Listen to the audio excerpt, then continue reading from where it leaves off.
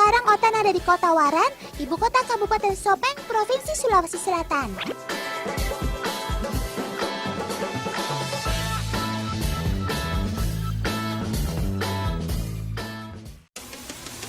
Dari buku yang Otan baca, di Kota Sopeng terdapat peninggalan komplek Istana Raja yang dibangun pada tahun 1261 Masehi. Uniknya, sejak dulu sampai sekarang, kota ini selalu dijaga oleh ribuan kelelawar. Konon, pasukan kelelawar ini ditugaskan oleh Raja Sopeng untuk menjaga keselamatan warga. Teman, kelelawar buah atau kalong ini memiliki nama keren Giant Fruit Bats atau Flying Foxer.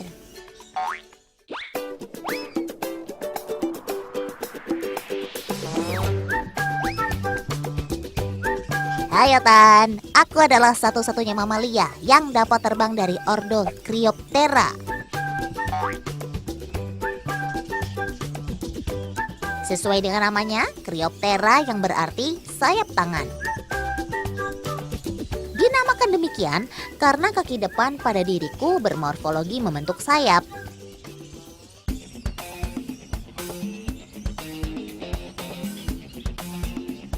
Sayap aku ini berbeda dengan sayap burung, Otan.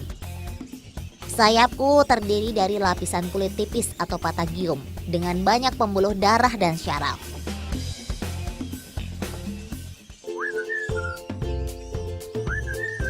Selaput tipis ini diperkuat oleh jari-jari yang menyerupai rangka payung.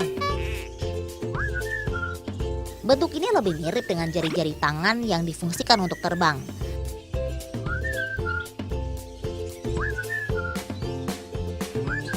Walaupun bersayap tipis, aku sangat mahir dalam bermanuver.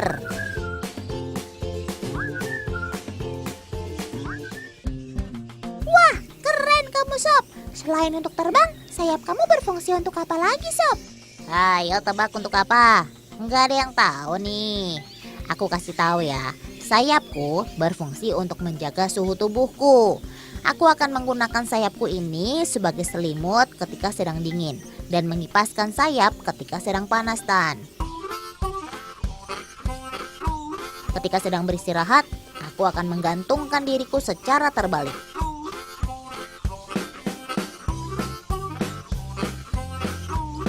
Batang dan dahan pohon adalah tempat favoritku. Posisi seperti ini ditunjang dengan struktur kaki yang kuat, ditambah dengan kuku tajam pada setiap jariku.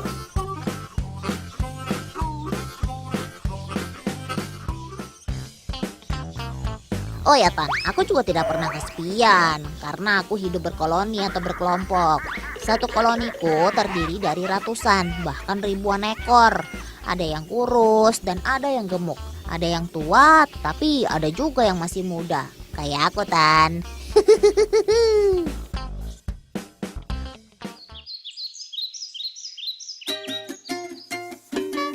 Nah, kalau sobat Otan yang ini, mereka juga dari keluarga kelelawar buah. Tapi dari jenis yang beda, yaitu Dobsonia minor.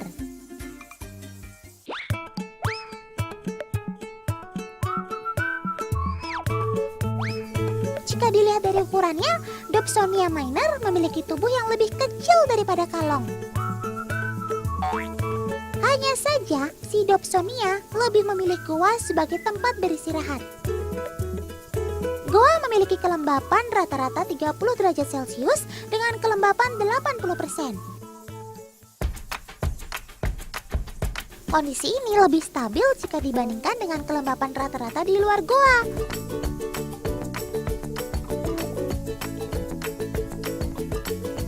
Tapi bagaimana dengan penerangannya? Di dalam gua kan gelap, Sob. Malu bertanya tersesat di dalam gua, Tan. Aku punya kemampuan unik, Tan, yaitu menggunakan gelombang bunyi atau suara. Saat terbang dalam kondisi gelap, aku akan menggunakan transmisi atau gelombang pengiriman suara untuk menentukan arah. Dengan begitu, aku tidak akan saling bertabrakan antar satu dengan yang lainnya. Bahkan aku tidak akan menabrak dinding goa meskipun tidak ada alat penerangan di sekitarnya. Ini alasannya. Gelombang suara yang dihasilkan olehku bergerak menjauh. Kemudian ketika mengenai objek sekitarnya, maka gelombang tersebut akan terpantul kembali ke arahku. Pantulan gelombang atau gema inilah yang akan memberikan informasi kepadaku. Sehingga aku dapat menghindar dari rintangan yang ada. Kemampuan ini biasa juga disebut dengan istilah echolocation. Lalu bagaimana dengan indera penglihatanmu di siang hari, Sob? Untuk mengetahui dengan jelas, Agenotan akan segera memulai percobaannya. Pertama-tama, Agenotan sudah menyiapkan satu batang bambu panjang dengan lebih dari 30 utas tali.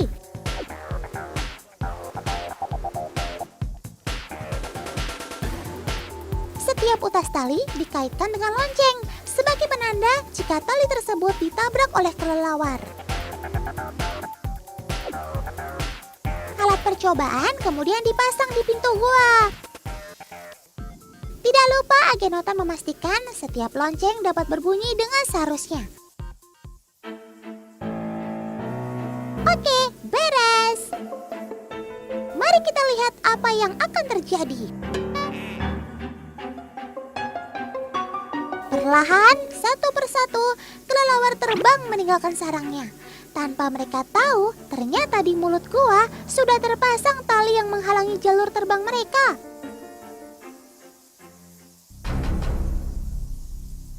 Saat siang hari, kelelawar memaksimalkan indera penglihatannya untuk mengetahui kondisi sekitar. Lah, kok bablas terus sih? Tuh kan, jadinya nabrak kan. Teman, ternyata indera penglihatan si kelelawar tidak sebagus kemampuan echolocation mereka. Terbukti, beberapa ekor kelelawar menabrak alat uji coba yang tadi dipasang. Aduh, Otan, apaan ini? Yang kamu taruh di depan tempat tinggalku, menghalangi jalur terbangku saja.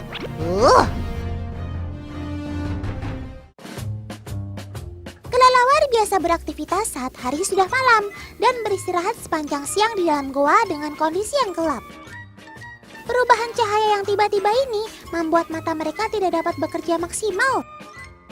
Hasilnya tidak banyak kelelawar yang lolos menghindar dari alat uji coba Agenotan.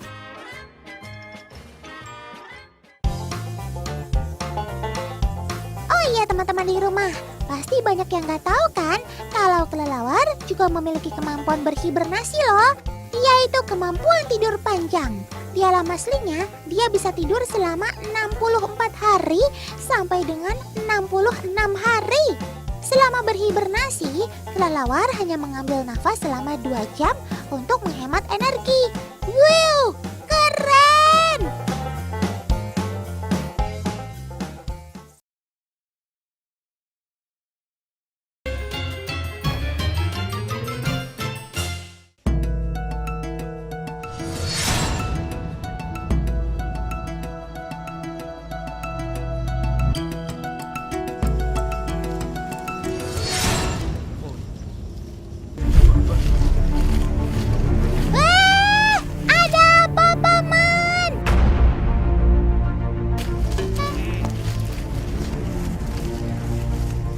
Jangan-jangan.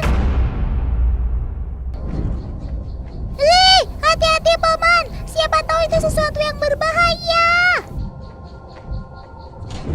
What? Itu kan si pemilik duri tajam. Tapi badannya terlilit dengan jaring tuh paman. Lumayan nih kita bisa didol. Go mulai yuk. Ngawur ae, kewan harus dilindungi kok. Bahaya, colok wae.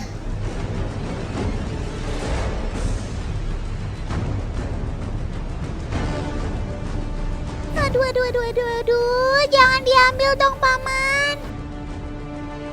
Nah, Otan setuju kalau dilepaskan jaringnya. Pelan-pelan saja paman, jangan sampai melukainya ya.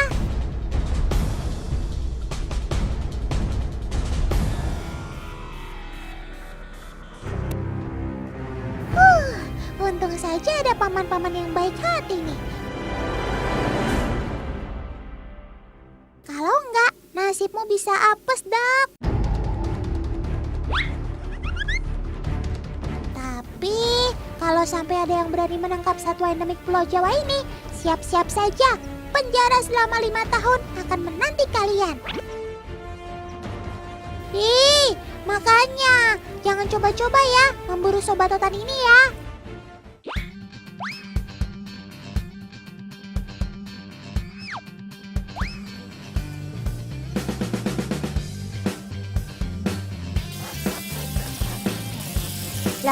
Lah.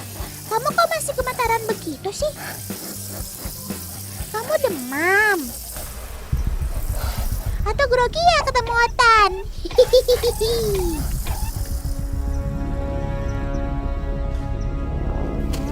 Sepertinya ada yang gak beres nih.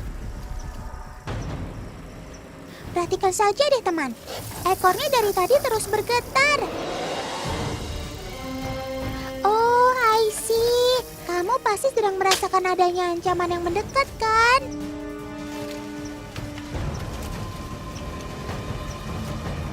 Landak Jawa akan menggertak dengan suara yang ditimbulkan dari gesekan duri pada ekornya, teman.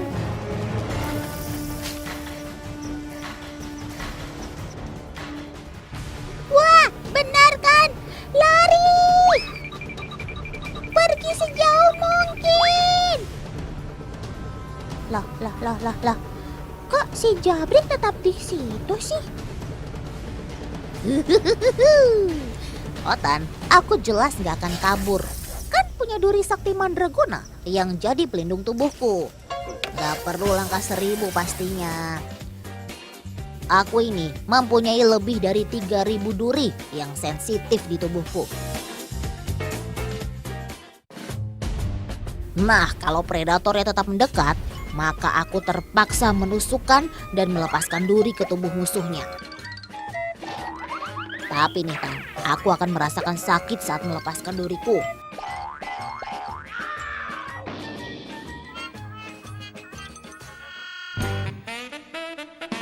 Coba kamu perhatikan Tan, duriku ini mirip kayak jarum ya, runcing dan bertekstur halus. Tapi kalau dilihat dari dekat dengan mikroskop, tara, rupanya gak semulus kulit Tan. Tekstur duriku seperti kulit salak Tan, bergerigi dan kasar. Ini disebut berbule. Teman, selain durinya yang sakti, landak juga memiliki penciuman yang hebat loh. Dengan hidungnya yang besar dan kumis yang banyak, ia dapat dengan mudah menemukan makanannya. Landak Jawa sangat menyukai dedaunan, sayur-sayuran, buah-buahan, hingga umbi-umbian teman. Yummy. Oh iya teman, walaupun landak terlihat sangat pemalu, tapi sebenarnya ia sangat menjaga wilayahnya loh. Setiap malam landak akan berpatroli di wilayahnya. Jika ada yang memasuki, ia tidak segan untuk menyerangnya. Santai saja sob, gak usah emosi ya. Oh ya teman, landak juga suka berhibernasi. Pada saat suhu dingin, tubuh landak akan meresponnya dan detak jantungnya akan menghasilkan panas dan bangun untuk sementara.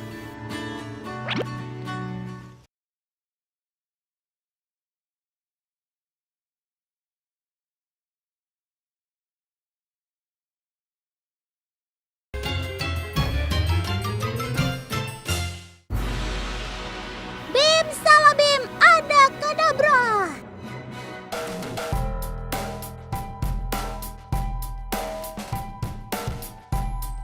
Kali ini Otan akan membuat kejutan bersama agen 042. Sudah tersedia perlengkapannya, berupa kaca dan alat penggorengan. Apa? Ini mau demo masak apa bagaimana sih?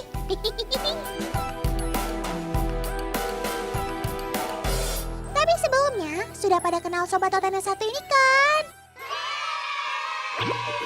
Yaps, bekicot adalah siput darat yang termasuk dalam keluarga moluska atau hewan yang tidak bertulang belakang. Salah satu ciri khasnya adalah dia selalu pergi dengan membawa rumahnya.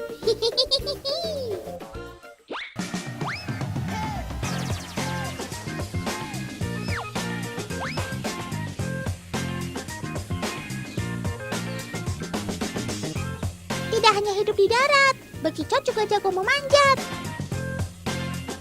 Tak jarang kita sering melihat bekicot berada di sekitar tanaman.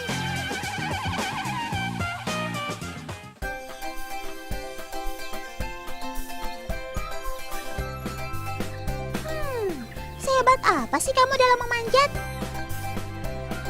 Jago mana sama toke atau cicak? Waktunya pertunjukan.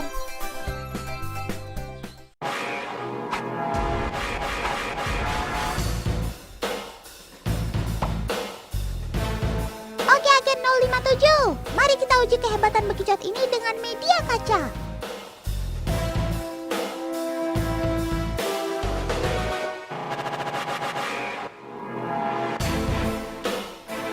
Pada posisi vertikal, moluska ini bertahan dengan santai.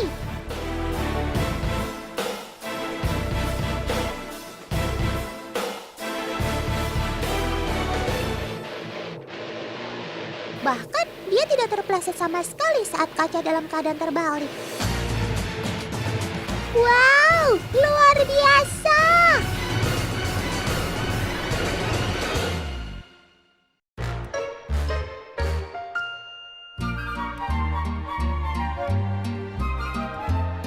Tapi kali ini kamu pasti gagal.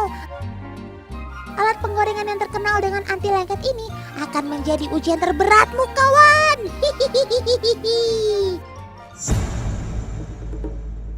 Ayo yang di rumah, coba tebak. Apakah mampu si bekicot menempel di penggorengan ini?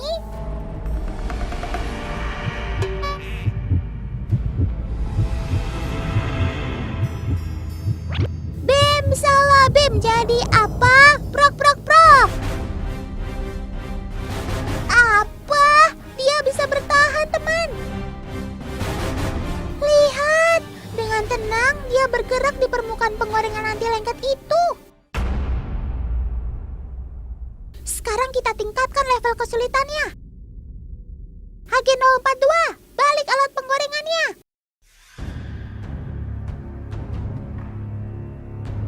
Kamu pasti jatuh sekarang.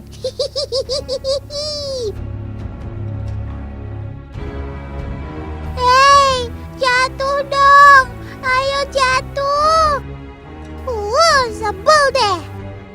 Oke, kali ini Otan akui kehebatan kamu. Oh, Tan, kamu menantang aku sih. Kamu tahu nggak kenapa aku mampu menempel pada benda yang bersifat licin? Pasti nggak tahu kan? Aku kasih tahu ya, Tan. Aku bergerak menggunakan otot tebal tunggal yang berfungsi sebagai semacam kaki, Tan. Pergerakan otot inilah yang menyebabkan gelombang perut dan terjadinya penghisapan udara di sekitar perutku, sehingga aku mampu menempel pada benda apapun. Luar biasa kamu, Sob.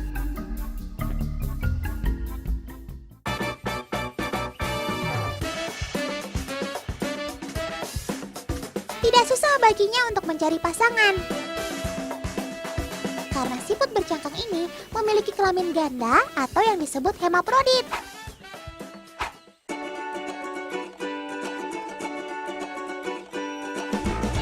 Kedua tentakel di bawah mata ini merupakan sensor atau indera peraba sekaligus penciumannya yang berfungsi untuk berburu makanan. Oh iya teman, kegemaran yang memakan tumbuhan menyebabkan dia disebut sebagai hama. Tapi jangan salah teman, bekicot tidak hanya makan tumbuhan saja loh.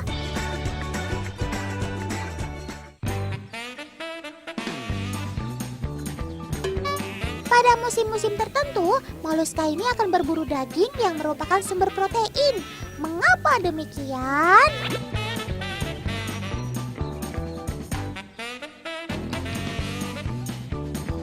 sumber protein, daging merupakan makanan cadangan saat bekicot melakukan hibernasi atau masa tidur panjang untuk menghemat energi.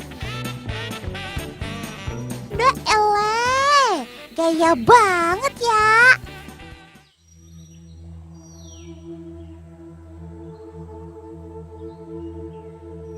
Aku berhibernasi karena merasa tidak nyaman pada cuaca-cuaca tertentu, Tan. Jadi, proses seperti ini tidak hanya terjadi saat musim dingin atau penghujan saja.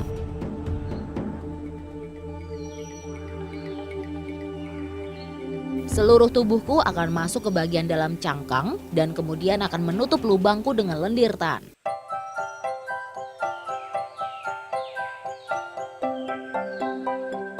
Cairan ini nantinya akan membeku, yang bertujuan untuk mempertahankan kelembapannya saat proses tidur panjang. Bahkan beberapa jenis siput mampu hibernasi selama 3 hingga 4 tahun.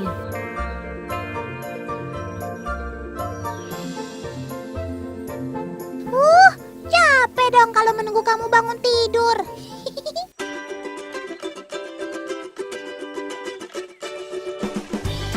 Nah teman, itulah cerita dari Sobat Totan yang suka tidur panjang.